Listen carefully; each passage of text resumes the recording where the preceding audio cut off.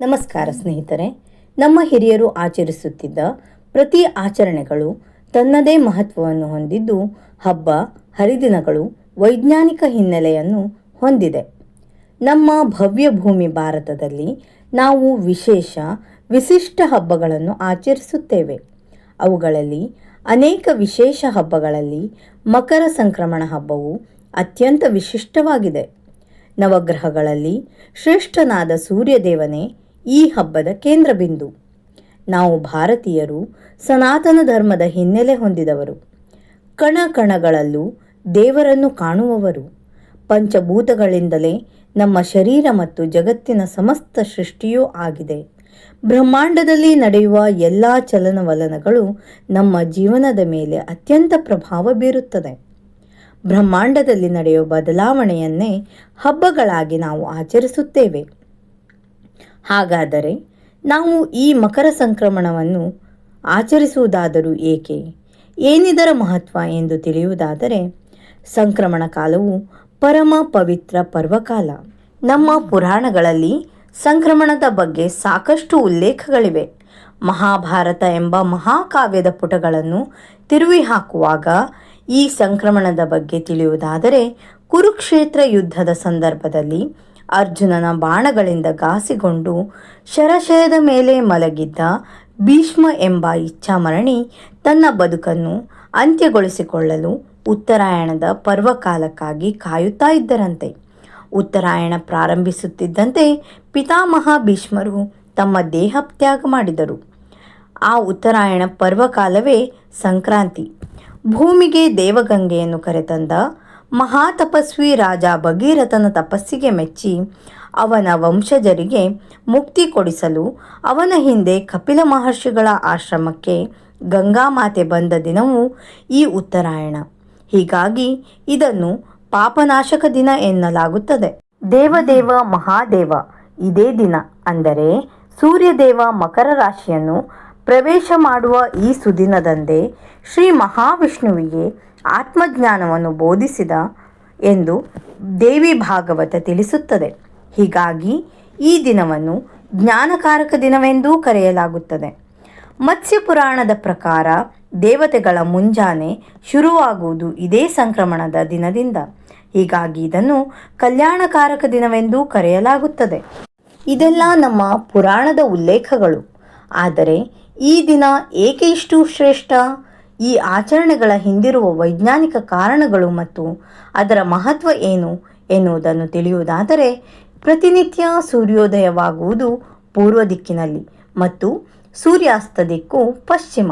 ಆದರೆ ಖಗೋಳಶಾಸ್ತ್ರದ ಪ್ರಕಾರ ಸೂರ್ಯ ವರ್ಷದಲ್ಲಿ 2 ದಿನ ಮಾತ್ರ ಸರಿಯಾಗಿ ಪೂರ್ವ ದಿಕ್ಕಿನಲ್ಲಿ ಉದಯಿಸುತ್ತಾನೆ. ಈ 2 ದಿನಗಳು ಈಕ್ವಿನಾಕ್ಸ್ ಎಂದು ಕರೆಯಲಾಗುತ್ತದೆ. ಈ ದಿನಗಳಲ್ಲಿ ಮಾತ್ರ ಹಗಲು ಮತ್ತು ರಾತ್ರಿ ಸಮಾನವಾಗಿರುತ್ತದೆ. ಇನ್ನುಳಿದ ದಿನಗಳಲ್ಲಿ ಹಗಲಿನ ಪ್ರಮಾಣ ಮತ್ತು ಇರುಳಿನ ಪ್ರಮಾಣಗಳು ಬದಲಾಗಿರುತ್ತದೆ.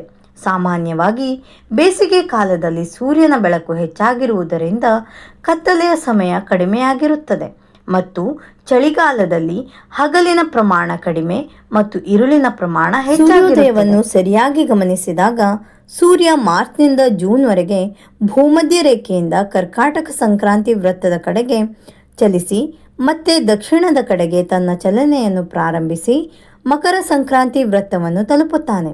ಜನವರಿ 14ರಿಂದ ಮತ್ತೆ ಉತ್ತರದ ಕಡೆಗೆ ಸಂಚಾರ ಪ್ರಾರಂಭಿಸುತ್ತಾನೆ. ಇದು ವಾತಾವರಣದಲ್ಲಿ ಬದಲಾವಣೆಗಳನ್ನು ಪ್ರಾರಂಭಿಸುವ ದಿನ. ತೀವ್ರವಾದ ಚಳಿಗಾಲ ತನ್ನ ತೀವ್ರತೆಯನ್ನು ಕಡಿಮೆ ಮಾಡುತ್ತಾ ಹೋಗುತ್ತದೆ. ಮಕರ ಸಂಕ್ರಮಣದ ನಂತರ ಕತ್ತಲಿನ ಅವಧಿ ಕಡಿಮೆಯಾಗುತ್ತಾ ಹೋಗುತ್ತದೆ. ಇದು ಖಗೋಳ ವಿಜ್ಞಾನಕ್ಕೆ ಸಂಬಂಧಿಸಿದಂತೆ ಸಂಕ್ರಾಂತಿಗೆ ಸಂಬಂಧಪಟ್ಟ ವಿಚಾರಗಳು. ಇನ್ನು ಕೃಷಿ ಪ್ರಧಾನ ಭಾರತದಲ್ಲಿ ಕೃಷಿಯೇ ಭಾರತದ ಆರ್ಥಿಕತೆಯ ಬೆನ್ನೆಲುಬಾಗಿದ್ದು, ಮಕರ ಸಂಕ್ರಾಂತಿಯನ್ನು ಸುಗ್ಗಿ ಹಬ್ಬ ಎಂದು ಆಚರಿಸಲಾಗುತ್ತದೆ ಮತ್ತು ಈ ಸುಗ್ಗಿ ಹಬ್ಬದ ಆಚರಣೆಗಳಲ್ಲೂ ವೈಜ್ಞಾನಿಕ ಹಿನ್ನೆಲೆಗಳಿವೆ. ಮಕರ ಸಂಕ್ರಮಣದ ದಿನ ಎಳ್ಳು ಬೆಲ್ಲ ಹಂಚಿ ಪರಸ್ಪರ ಸೌಹಾರ್ದತೆಯನ್ನು ಬೆಳೆಸಲಾಗುತ್ತದೆ. ಇಲ್ಲಿಯೂ ಕೂಡ ವೈಜ್ಞಾನಿಕ ಕಾರಣಗಳಿವೆ.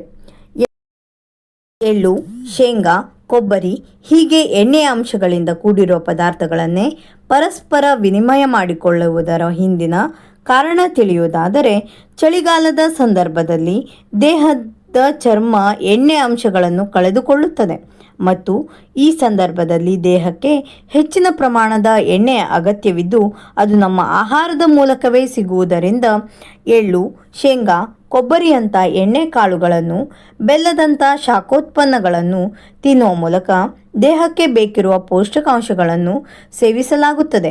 ಇನ್ನು ಅಭ್ಯಂಜನ ಸ್ನಾನದ ಮಹತ್ವ ತಿಳಿಯುವುದಾದರೆ, ನಮ್ಮ ದೇಹಕ್ಕೆ ಎಣ್ಣೆ ಹಚ್ಚಿ ಸ್ನಾನ ಮಾಡುವುದರಿಂದ ನಮ್ಮ ದೇಹದಲ್ಲಿರುವ ಚರ್ಮದ ಪದರಗಳಿಗೆ ತೇವಾಂಶವನ್ನು ನೀಡುವ ಮೂಲಕ ಚರ್ಮದ ಶುಷ್ಕತೆಯನ್ನು ಹೋಗಲಾಡಿಸುತ್ತದೆ.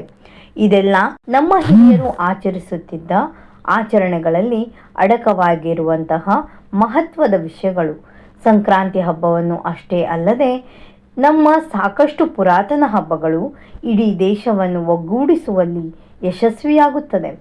ಭಾರತೀಯರ ಬಣ್ಣ, ಭಾಷೆ, ಪದ್ಧತಿಗಳು, ಆಕಾರಗಳು ಎಷ್ಟೇ ವಿಭಿನ್ನವಾಗಿದ್ದರೂ ಕೂಡ ಸಾಂಪ್ರದಾಯಿಕವಾಗಿ ನಾವೆಲ್ಲರೂ ಒಂದೇ. ನಮ್ಮ ಭಾರತಾಂಬೆ ವಿವಿಧತೆಯಲ್ಲಿ ಏಕತೆಯನ್ನು ಹೊಂದಿರುವವಳು. ಕರ್ನಾಟಕದಲ್ಲಿ ಮಕರ ಸಂಕ್ರಾಂತಿ ಎಂದು ಆಚರಿಸುವ ಈ ಹಬ್ಬವನ್ನು ತಮಿಳುನಾಡಿನಲ್ಲಿ ಪೊಂಗಲ್, ಗುಜರಾತ್ನಲ್ಲಿ ಉತ್ತರಾಯಣ, ಪಂಜಾಬ್ನಲ್ಲಿ ಲಹೋರಿ, ಉತ್ತರ ಪ್ರದೇಶದಲ್ಲಿ ಉತ್ತರಾಯಣ, ಅಸ್ಸಾಂನಲ್ಲಿ ಬಿಹು, ಕಾಶ್ಮೀರದಲ್ಲಿ ಮಕರ ಸಂಕ್ರಾಂತಿ ಎನ್ನಲಾಗುತ್ತದೆ. ಕಾಶ್ಮೀರದಿಂದ ಕನ್ಯಾಕುಮಾರಿಯವರೆಗೆ ಆಚರಿಸುವ ಹಬ್ಬ ಈ ಸಂಕ್ರಾಂತಿ. ಭಾರತದ ಪ್ರತಿ ಹಬ್ಬ ಹರಿದಿನ ಮತ್ತು ಅದರ ಆಚರಣೆಗಳ ಹಿಂದೆ ವೈಜ್ಞಾನಿಕ ಕಾರಣಗಳಿರುತ್ತವೆ. ಸುಗ್ಗಿಯ ಸಂಭ್ರಮದೊಂದಿಗೆ ಈ ಹಬ್ಬವನ್ನು ವಿಶೇಷವಾಗಿ ಆಚರಿಸಲಾಗುತ್ತದೆ. ಸೂರ್ಯದೇವನಿಗೆ ಸಮರ್ಪಿತವಾದ ಈ ಹಬ್ಬವನ್ನು ವಿವಿಧ ಪ್ರಾಂತ್ಯಗಳಲ್ಲಿ ವಿವಿಧ ಆಚರಣೆಗಳಿಂದ ವಿಶೇಷವಾಗಿ ಆಚರಿಸಲಾಗುತ್ತದೆ.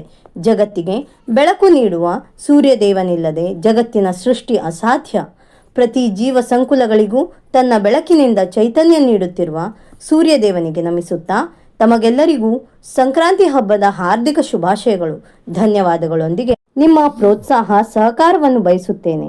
ಲೈಕ್, ಶೇರ್, ಸಬ್ಸ್ಕ್ರೈಬ್ ಮಾಡುವ ಮೂಲಕ ಕಮೆಂಟ್ ಮಾಡಿ ನಿಮ್ಮ ಅಭಿಪ್ರಾಯಗಳನ್ನು ತಿಳಿಸಿ.